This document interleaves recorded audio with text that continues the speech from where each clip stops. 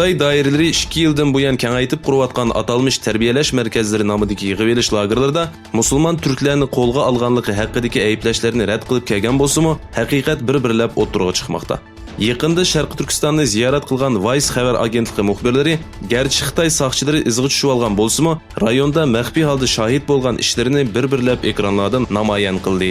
Tang kechida hamma yerni qorong'ulik qoplaganda Qashqar ko'chalarida bir guruh kishining qo'llariga ko'yzi selingan holda Xitoy soqchilari tarafidan soqchixonaga elib ketilayotgan ko'rinishini tortib olgan muxbir, bu mening muxbirlik hayotimdagi eng qiyin va azobli bir ziyorat bo'ldi deyish orqali Sharq Turkistonning bir soqchi davlatiga aylanib qolganligini ta'kidladi. Xitoyning Yanfon yumshoq detali orqali qo'llanuvchilarni 7 kun 24 soat ta'qib qilib, shaxsiy uchurlar, borgan yerlar va aralashgan kishilar qatorliq nurg'un uchurlarni yig'adiganligi dalillandi. Uzun muddat Xitoyda yashagan Barikli Brem ismli bir chet ellik Xitoyning Xitoy va Sharq Turkistonda keng qo'llaniladigan undidor yumshoq detali orqali kishilarning shaxsiy uchurlarini qanday o'g'irlaydiganligi haqida bir maqola yozdi.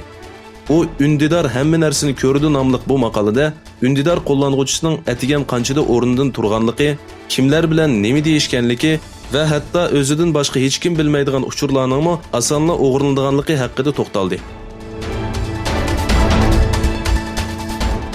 Xitoyning Hong Kong alohida ma'muriy rayonida Xitoyga qaytarib berishga yo'l ochadigan qonun loyihasiga qarshi namoyishchilar parlament binosiga besib kirdi. Hong Kongning Angliyadan Xitoyga o'tkazib berilganligining 22-yilligida o'ttirg'a chiqqan qaytarib berish qonuni va bosh ma'mur Carrie Lamga qarshi namoyish qilgan kishilar hukumat binosiga besib kirdi. Ko'pinchisi yoshlardan tarkib topgan namoyishchilar binoning aynak eshigini qo'l harvisi va metal parchalari bilan chaqdi. Rossiyaning poytaxti Moskvada bu yil 2-chi qatimliga o'tkazilgan parlament tuzumining taraqqiyoti munbiri boshlandi. Munbarda so'z qilgan Rossiya vakili Dmitriy Savelyev, Turkiya, Rossiya, Iran va Turkiya, Rossiya, Ozarbayjon hamkorligining yangi rayonlik bexatarlik sistemasi qurib chiqishga xizmat qilayotganligini aytdi.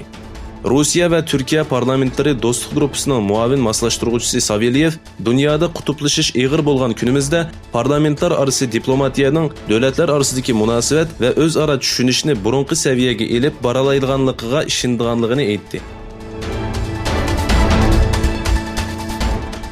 İsrailiya Tashqi ishlar ministri Israel Katz BDT o'tkazgan bir yig'inga qatnashish uchun diplomatik munosabati bo'lmagan Arab Birlashma Xalifligini ziyorat qildi.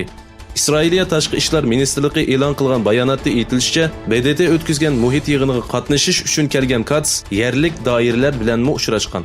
Bayonotda Katz bilan Birlashma Xalifligi doiralarining Iranning rayondagi ta'siri va ikki davlat munosabati haqida muzokara elib borganligi bildirildi.